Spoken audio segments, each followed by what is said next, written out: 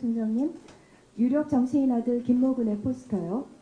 조국 장관 딸은 논문이지만 이건 포스터니 논문이 아니다라는 변명도 있었는데요. 그렇게 이야기한 분은 불조심 포스터를 연상했는지 모르겠는데 포스터는 논문의 전 단계이기에 논문의 일종이라고 볼 수 있습니다. 자, 김모근의 스펙 만들기가 어떻게 진행되었는지 서울대에서 제출한 답변서에 근거해서 짚어보겠습니다.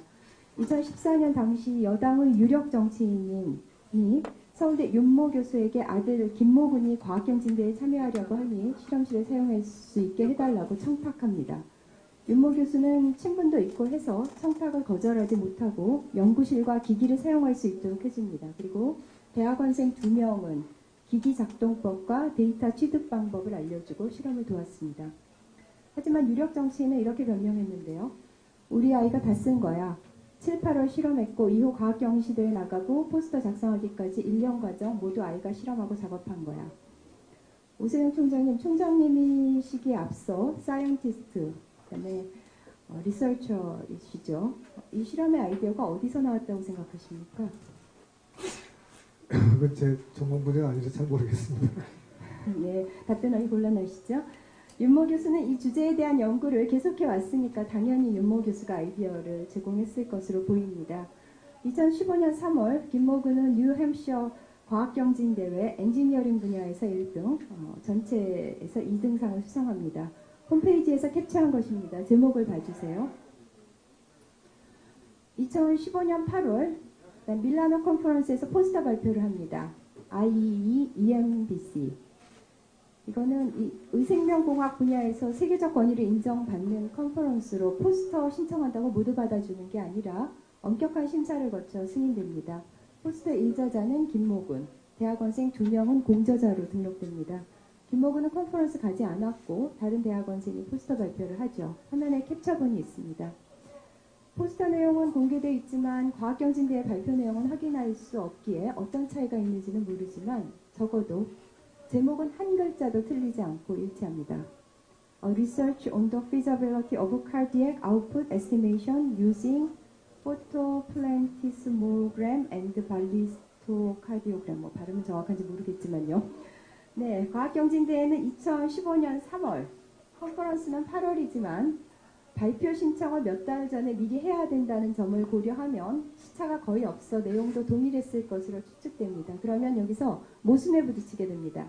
김모근이 전적으로 했다면 윤모 교수와 대학원생이 무임승차를 한 것이고 윤모 교수와 대학원생의 역할이 컸다면 과학경진대회 단독 발표와 포스터 1저자의 문제가 있겠죠. 자, 또 다른 심각한 문제, IRB 승인받지 않은 것입니다. 김모근이 참여했던 뉴햄셔 사이언스 앤 엔지니어링 엑스포 2019년 규정을 화면으로 보시겠습니다. 2015년 홈페이지에서는 규정을 내렸기 때문에 2019년의 규정을 캡처했는데요. IRB, required고 2015년에도 필수였을 가능성이 높습니다. 대회에 참가하려면 IRB 양식을 별도로 첨부하도록 되어 있는데 허위로 기재했을 개연성이 높겠죠. 물론 고등학생 혼자의 힘으로 해야 한다는 규정도 위반했습니다. 자, 윤모 교수 IRB 미준수 보고서 작성 중이고 10월 2일에 제출한다고 저희한테 답변하셨던 게 제출되었나요? 아직 안 하셨나요? 아직 안 됐습니다. 네. 서울대에서 IRB 위원회가 얼마에 한 번씩 열리죠? 상당히 많아서 거의 2주에 얼마에 한 번씩 열립니까? 네, 2주에 한 번씩 열립니다. 2주에 한 번씩 열립니다. 그러면 신청해서 승인까지 대략 그래도 한두 달.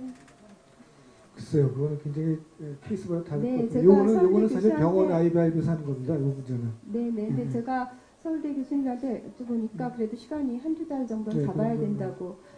자, 윤모 교수의 논문 중에서 IRB 미준수로 문제가 된 논문이 몇 편인지 제가 아까 확인 부탁드렸는데 아직 결과는 안 왔죠? 네.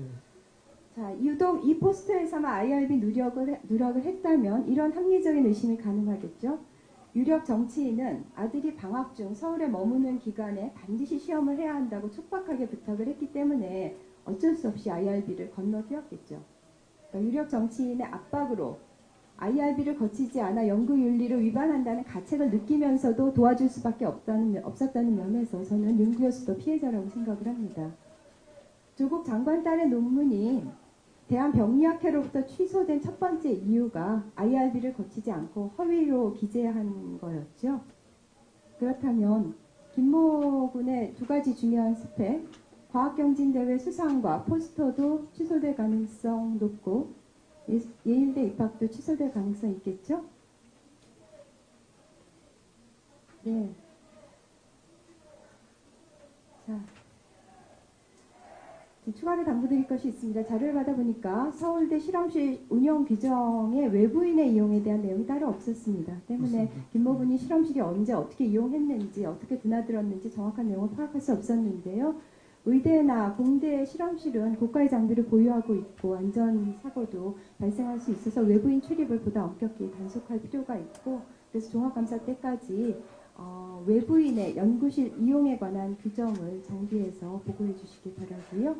그다음에 마지막으로 정책 질의도 간단히 드리겠습니다. AI에 대응하기 위해서 각국이 치열한 경쟁을 하고 있는 가운데 오세정 총장님 취임 이후에 AI-위원회 발족시키고 내년 개원 예정으로 데이터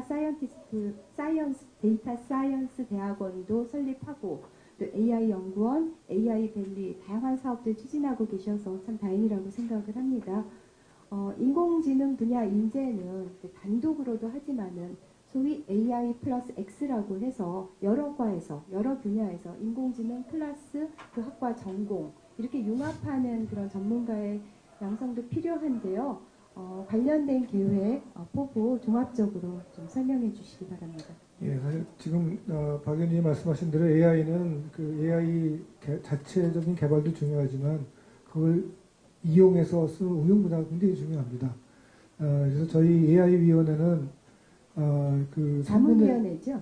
AI. 네, 자문위원회입니다. 근데 거기는 3분의 1만 공대 교수고 3분의 2는 타대학 교수들입니다. 사회과학대학, 심지어는 미대 교수님도 자기가 디자인할 때 필요하다고 해서 들어가 계시고 그래서 저희들은 이게 대학 공부 차원에서 AI에 관한 기술이나 이 학문적인 업적만이 아니라 그걸 어떻게 응용하는 것가 굉장히 중요하다고 생각해서 열심히 지금 AI-위원회와 AI-연구소 또 데이터 사이언스 대학원은 지금 교수들의 거의 절반 이상을 겸직을 하려고 합니다. 다른 과와 같이. 그런 식으로 그 학제간 연구가 굉장히 중요시하게 여기고 있습니다. 지금 두 분을 했는데 실제로 AI가 아시겠지만 세계적으로 전부 다 인기 있는 분야라서 거기에 인재들은 굉장히 몸값이 높습니다. 그리고 또 대부분의 AI에 대해 중요한 게 빅데이터인데 그건 또 기업에 많이 있어서 기업하고 겸직을 하기를 원합니다. 그래서 저희들이 우리 예산을 가지고 모셔오기는 굉장히 쉽지 않은데 그래서 지금 정부에도 요청을 한 게 기업하고 겸직을 허용해서 저희들이 좀 인건비도 세이브하고 같이 할 수 있게 해달라고 부탁을 드리고 있습니다.